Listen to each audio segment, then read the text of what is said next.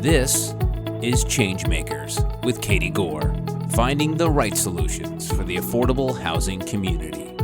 Welcome back to the second part of my conversation with ChangeMaker Deb De Santis, the President and Chief Executive Officer of the Corporation for Supportive Housing, or CSH, the country's largest community development financial institution devoted to housing solutions for those at risk of homelessness.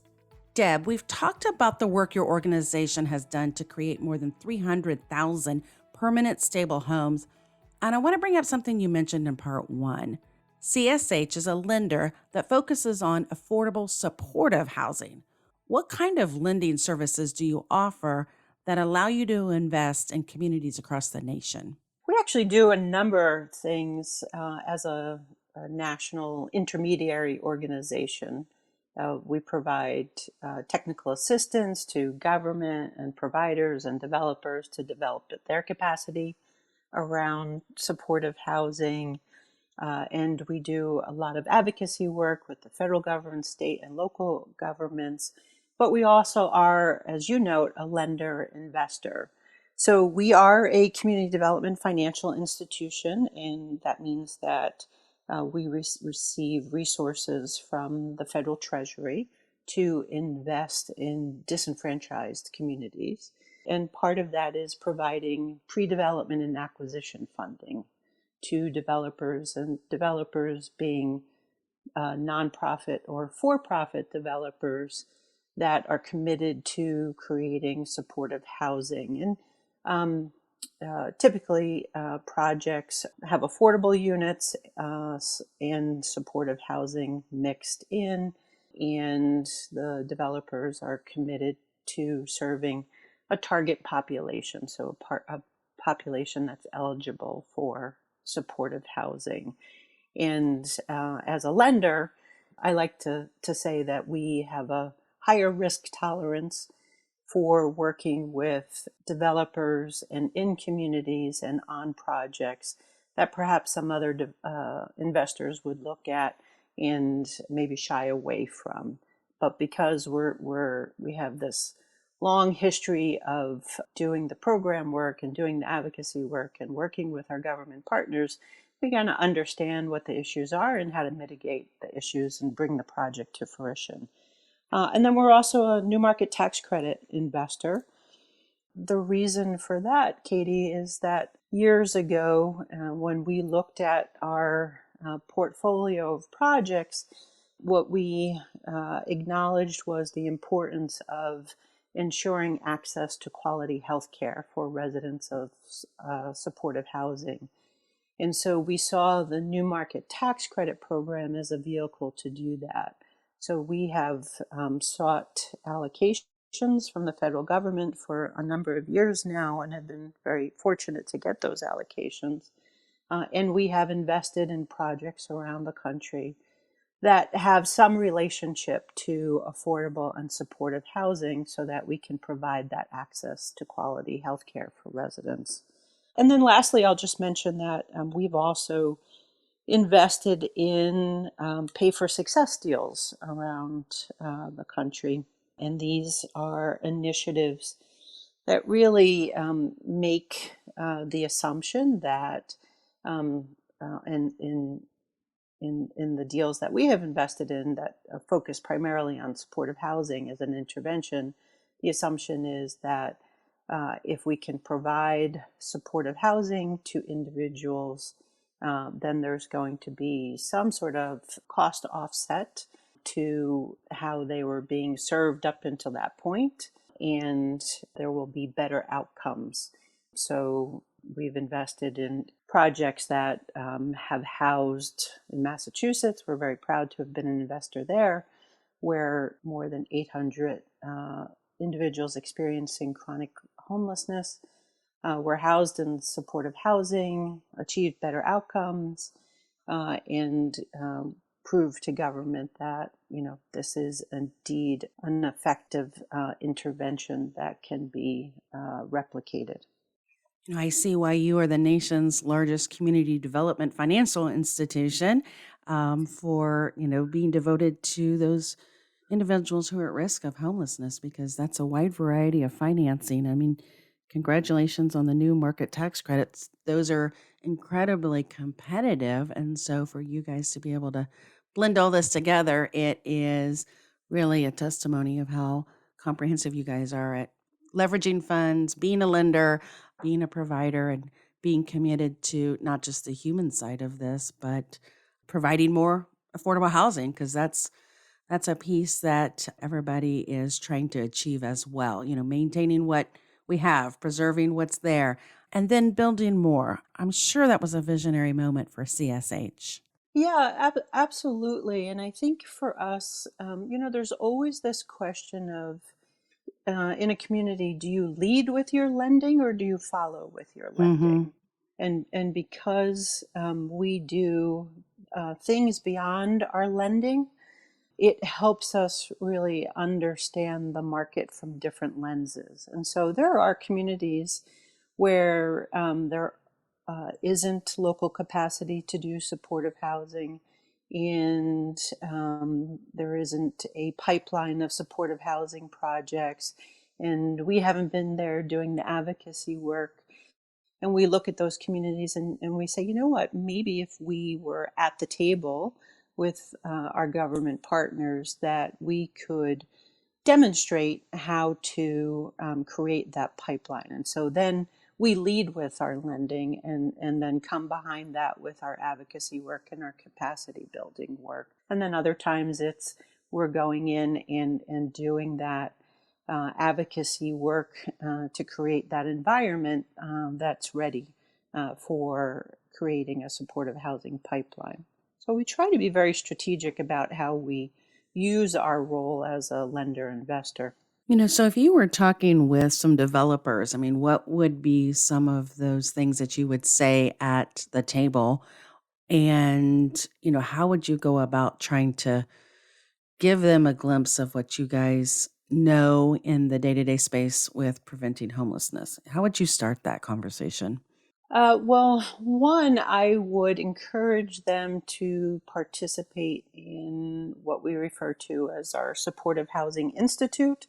If we were hosting an institute in their state, so we've worked with government partners to host an institute that looks a little different depending on the community and the local partners, but typically it's run over several months, and we invite developers to come to the table with their service provider partner and their property manager and anybody on the development team. We've had teams come with their architects.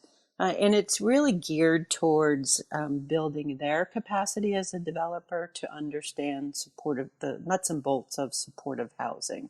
So to understand, when you're designing supportive housing, there's some design considerations for the population you're serving.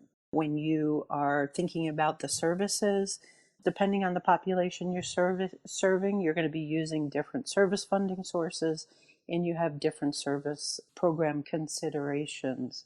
And then one of the things we do is connect the developers to the permanent financing at the end of some of our institutes.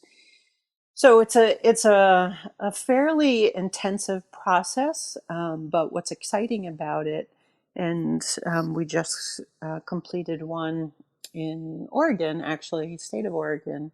And what's exciting is that then these developers come out of it understanding supportive housing and having the ability to really focus on, okay, not just one project, that one-off project, but what's the pipeline going to look like going forward.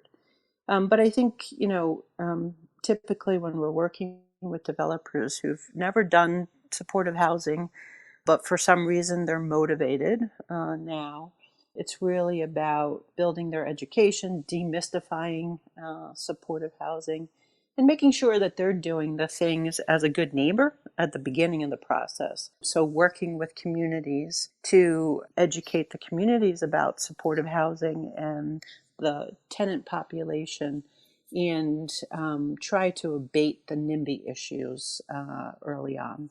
You have been working in affordable housing, and I'm sure that you've seen that stigma or that NIMBYism that you Hmm.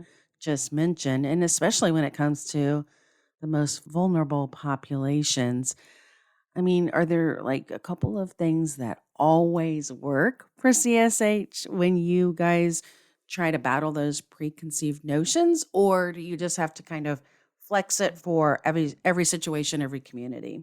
Great question. I think that last point I just made is really important. So, and I think honestly, developers make this mistake not just in supportive housing, but in not understanding the importance of being a good neighbor and going out and knocking on doors and introducing yourself to the community before shovel hits the ground. So I think where we have seen supportive housing director developers be really successful, it is when they have done that upfront work, when they've made that investment in community education.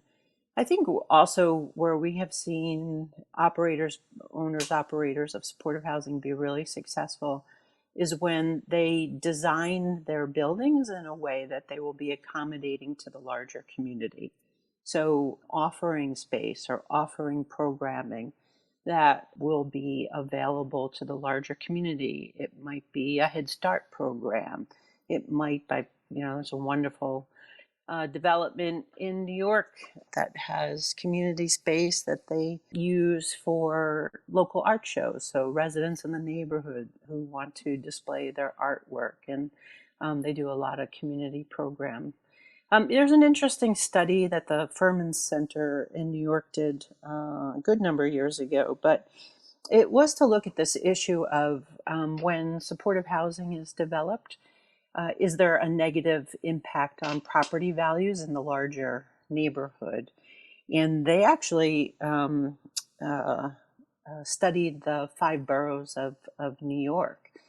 I think it was about 123 developments throughout the 5 boroughs. And what they actually found was that there was essentially no negative impact of supportive housing in a neighborhood on the property values, that indeed within that immediate area, what they saw was a slight uptick in property values. So I think, if supportive housing is done right, if the services are in place, there's nothing for neighbors to fear. I think it's really an opportunity to embrace the residents and just I think add to the diversity of the neighborhood.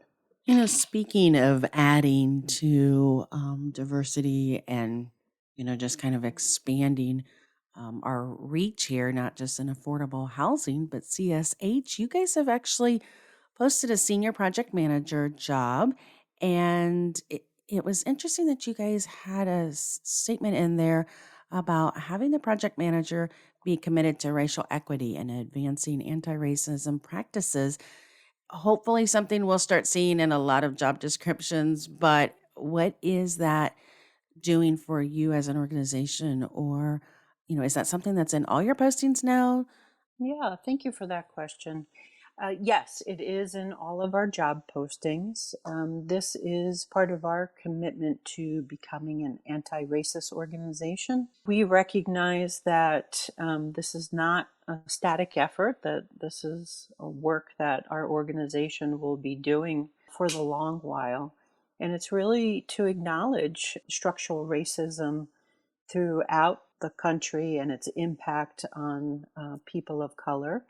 And we're committed to doing the work internally and then also provide tools and resources to our partners in the communities that we work to also help them along on their own journey.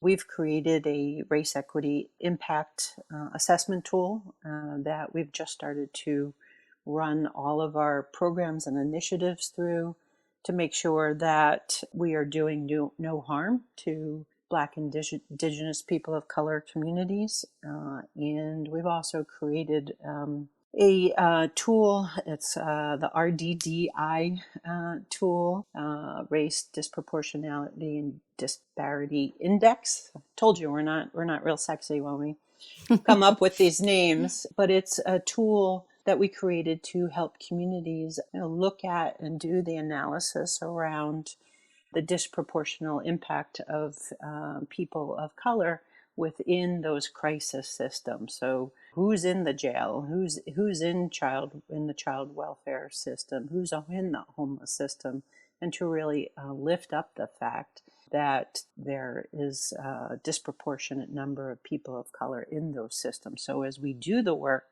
ultimately what we want to make sure is that as we use supportive housing as an intervention, that at the end of the day we haven't done it in a way so that only white people are getting into supportive housing, that we're addressing the disproportionality and the disparities, and then seeing those changes within those larger systems. Well, Deb, I'm going to help you out with your acronym, the RDDI. I'm going to say that it actually sounds like ready. Like, so you guys are ready to tackle this. Yeah, I like that. Thank you. I think from You're now welcome. on, we're going to consult with you ahead of time. Right.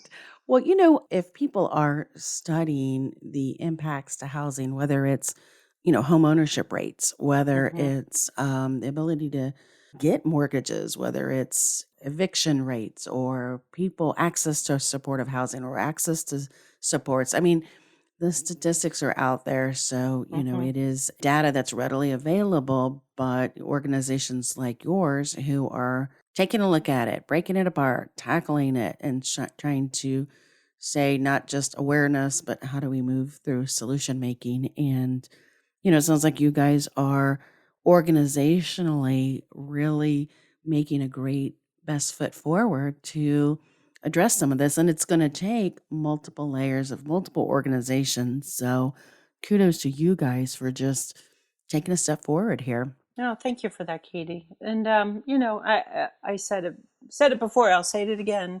It is a journey to think that you can do things. Say that you're going to become an anti-racist organization and just check the boxes. That's not going to work. So we're committed to the work that we need to lead over time. And it's hard, but it's to see the results is really very gratifying. Well, thank you for your time with us today, Deb. You and your team, you guys have been a great inclusion here into the discussion we've been having on affordable housing. So it was a good forum for us to hear about what CSH is doing. Well, thank you. Thank you for including supportive housing. I should have mentioned that CSH is now 30 years old, and we'll be celebrating that milestone at the end of this year. But we really are so thankful for everyone that we have worked with along the way, because they have made us smarter and stronger and better. We look forward to tackling these issues with our partners going forward. So thank you again for this opportunity. Thanks for listening to ChangeMakers with Katie Gore. To find out more about Katie, go to quadel.com. That's QUADEL.com. This has been a production of Forbes Books Radio.